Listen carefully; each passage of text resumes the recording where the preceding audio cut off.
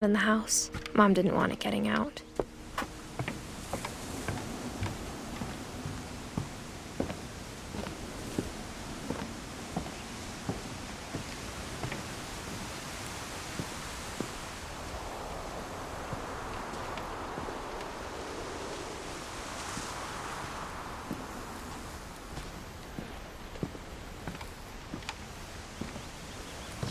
Mom definitely blamed Edie, but I think Louis blamed himself.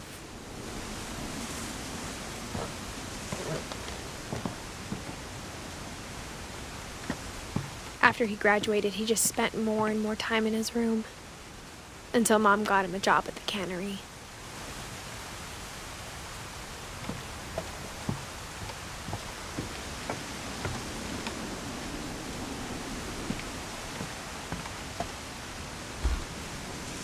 Everyone always told me to stay out of Louis's room, except Louis.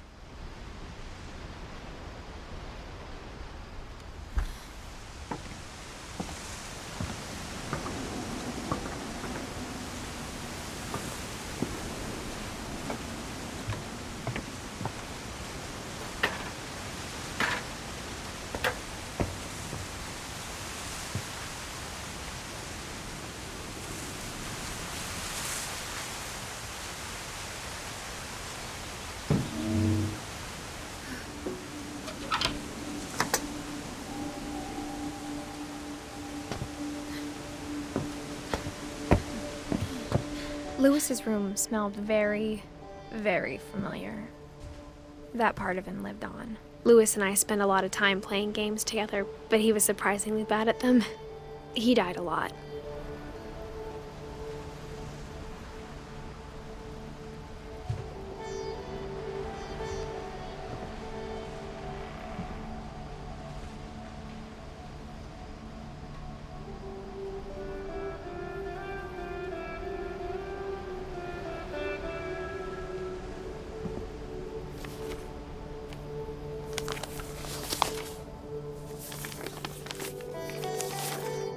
Dear Mrs. Finch, as Louis's psychiatrist, I can understand your desire for an explanation. As I see it, the trouble began in January, shortly after we convinced your son to seek treatment for substance abuse. Newly sober, I believe Louis first noticed the monotony of his daily life.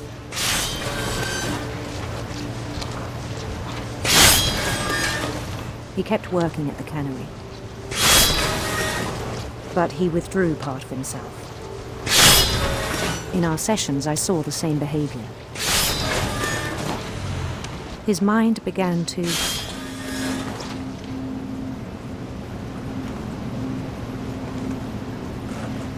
wander.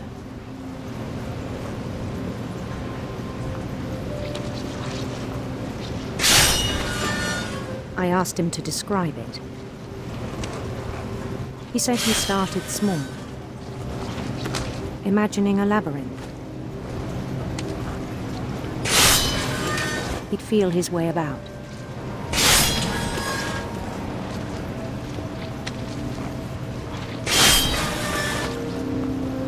Then something moved. Bats. And toads.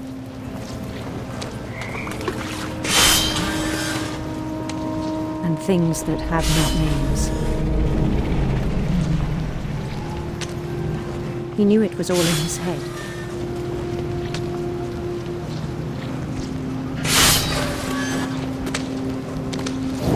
He took it very seriously. I had hoped he'd find himself.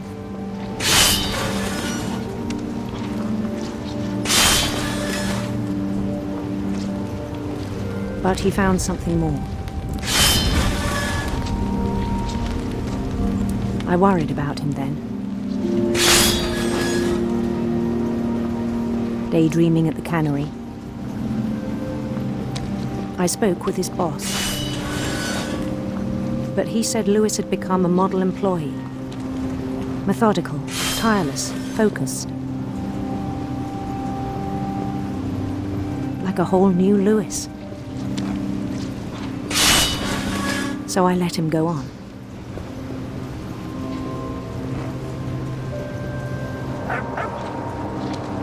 I even encouraged him. It seemed very promising at first.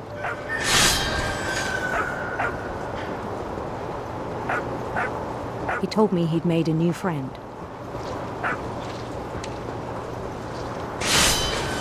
On the edge of a city he named Lewis Topia.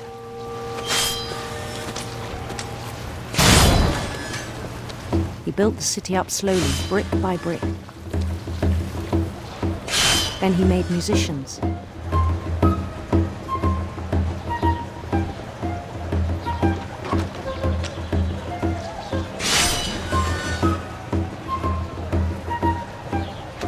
And songs for them to play. He talked about starting a band. And he was always humming something. Every day his imagination grew stronger.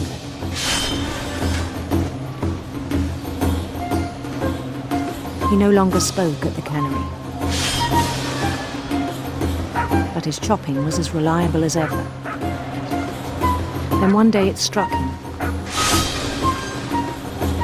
that all the cheering crowds, even the stones under his feet, were all in his imagination, so he could do whatever he wished.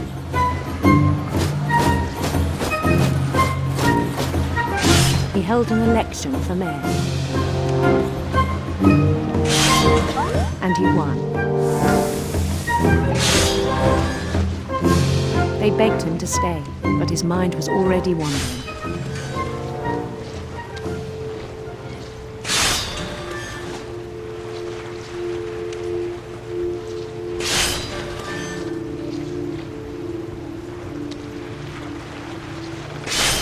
It became a game for him.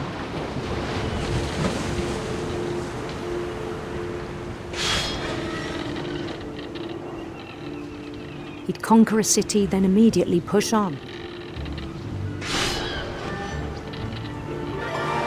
New Louisville.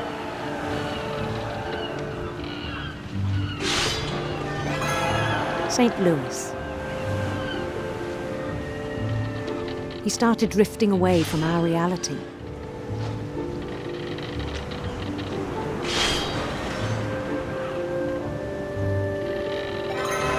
Minneapolis, until one day he forgot to go home from the cannery. Even as his mother pleaded with him, part of Louis kept sailing on.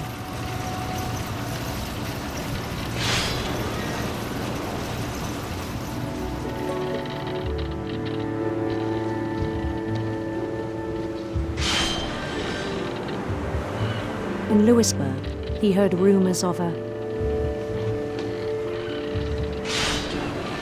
handsome queen.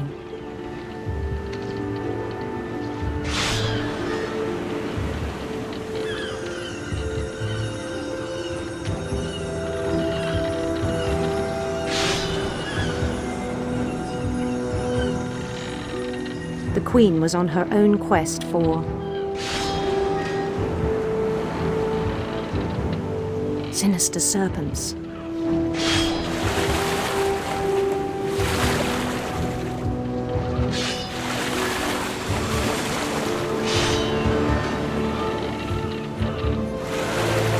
He followed the sound of her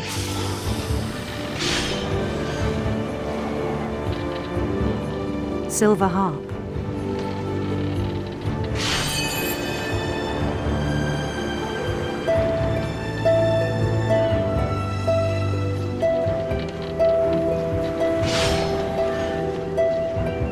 His chase led him to a golden palace east of the sun and west of the moon.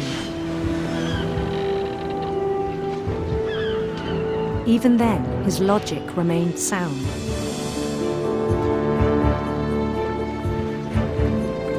He knew the world was all in his imagination.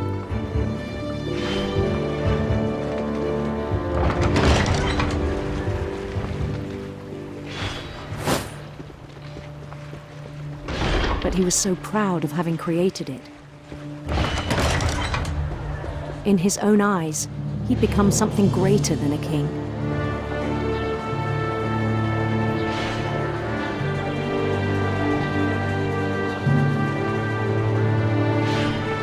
For someone who'd never known success in the real world, I think it was overwhelming.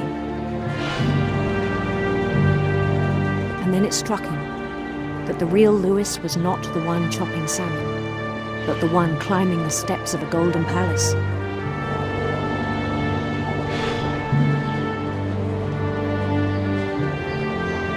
My imagination is as real as my body, he told me. It was hard to argue with him.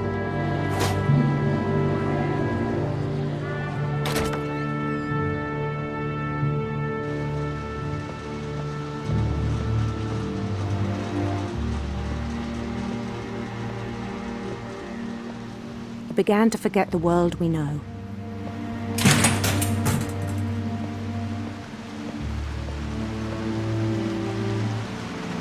I think it pained him to remember Lewis, the cannery worker.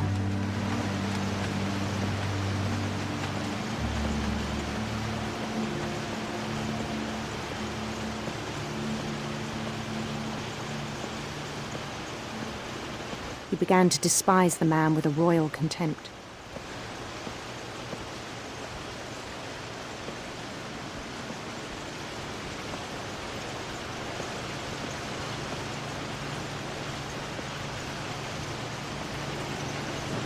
I still thought I could save him.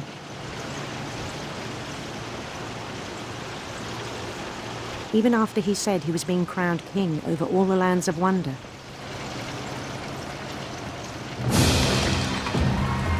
The palace would be packed with his companions.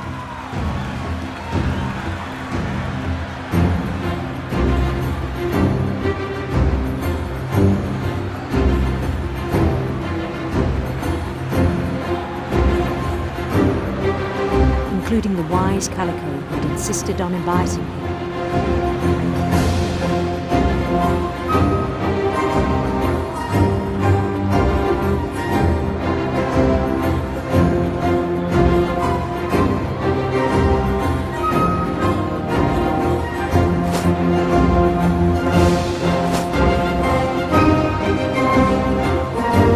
His queen waited, holding his crown.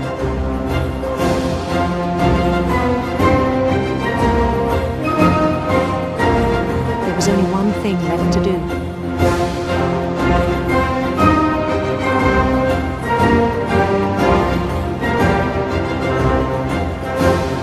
Bend down his head.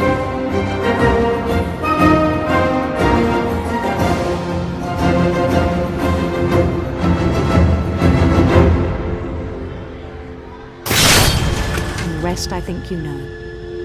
Mrs. Finch, your son was a kind man who will be missed by all of us who knew him.